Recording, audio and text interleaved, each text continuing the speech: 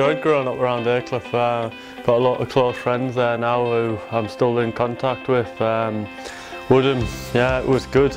It was good for football, to be fair, that's all I was good at. So I can remember thinking that he had the potential to play at a high level.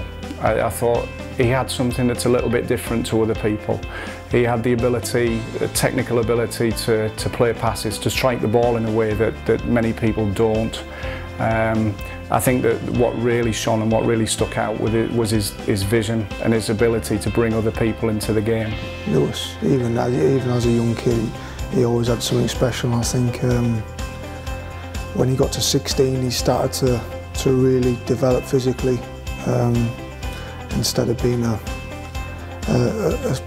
tall little boy, he turned into a tall, filling out. He got really physically fit and strong, and I think that's what helped him transition into man's football so quickly. And then obviously later on, that's helped him massively. You know, my uncle was the secretary of our Sunday League team when I was manager there, the workmen's club that we go to.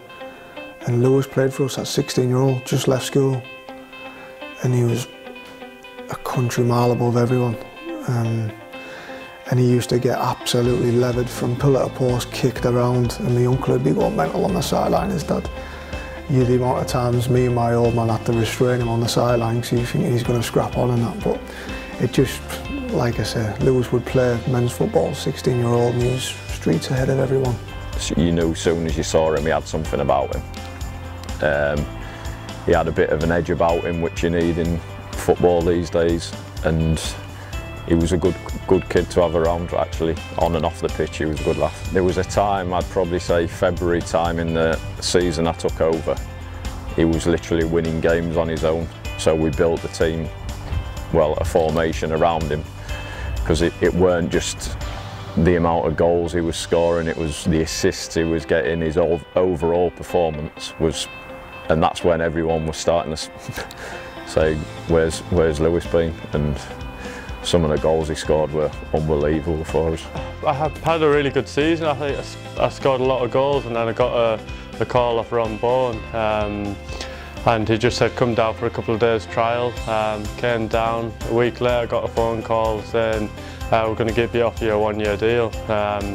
So it was, and I was at work at the time, and I was just dying to leave there and then, but I had to wait on a month.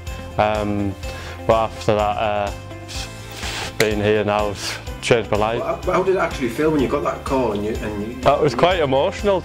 I rang my mum, rang my dad. I think there might have been a couple of tears, to be fair, but like, it was a big deal. It was a dream come true, and that's all I've wanted.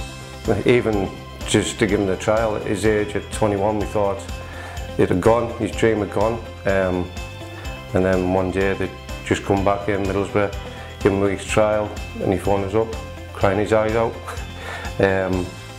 I started crying on the phone, and then 6 months later he got another contract, or it might have been less. And then it's just unreal, just can't believe it. But I'm living this dream at the minute. Like, he's over the moon. Like, everything he sees on Twitter, Facebook, he's sharing, he's retweeting, so yeah, he's really proud.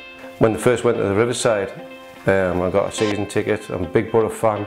All my life, my family live over there, so the whole family were buzzing. And obviously I used to take Lewis to the Riverside, and to see him run out where Juninho and Ravanelli and everyone else come out, it's really big thing. Still get a tear in my eye when he comes out now. Obviously my mum, she's a big football fan, she's over the moon, and then all my family, I've got a good support behind me, so I owe them a lot for over the years to come to watch me at Shildon, so yeah, it's nice to repay them. It's obviously it's massive, you know. We come from, especially my mum and Lewis's dad's side of the family, the Middlesbrough people, Middlesbrough fans, and you know, for them to have two family members who've played for the hometown clubs, really, obviously something my granddad's really proud of. And I know my granddad's a season ticket holder now. He has been since he's been back over here from France, and you know, he's constantly texting us, telling us how Lewis is getting on, and he doesn't need to tell us because I'm always watching out. But I think to have two, you know, you sometimes get the real pair of brothers and stuff like that play in the same team, but two close relatives like me and Lewis. Not many people probably know that, but what he's done really in such a short space of time is absolutely brilliant.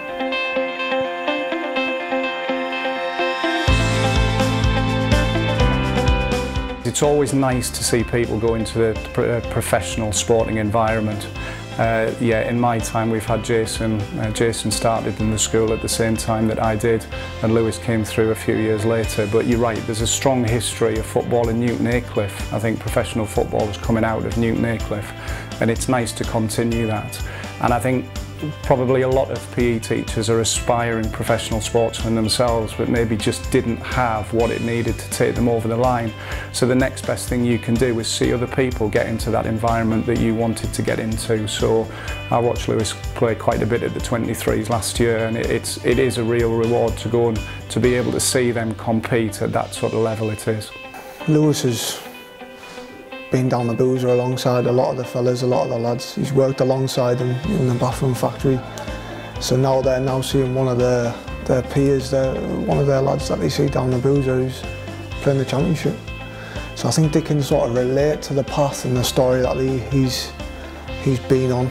You know, he's been through some tough times for someone so young, a lot of rejection when he was young, and I think that the modern day folk, we can all relate to that a lot, and that's why it's so good. You know, I log on the Instagrams or whatever, and it's full of all the lads that we go down the pub and that, and it's full of all them retweeting everything, and it's brilliant, and that's what it's all about. You know, if you can't enjoy someone from where we're from and being successful, then what are you going to enjoy? You know, he's done ever so well for himself, and hopefully he can continue that.